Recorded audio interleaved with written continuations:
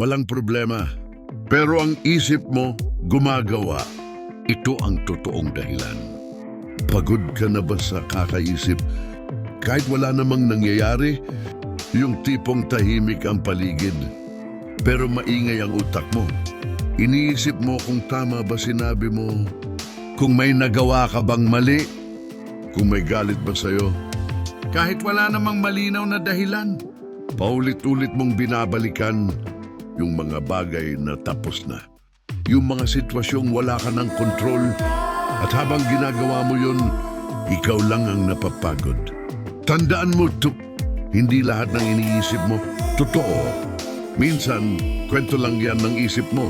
Hindi mo kailangang sagutin lahat ng tanong sa utak mo. Hindi mo kailangang kontrolin lahat ng pwedeng mangyari.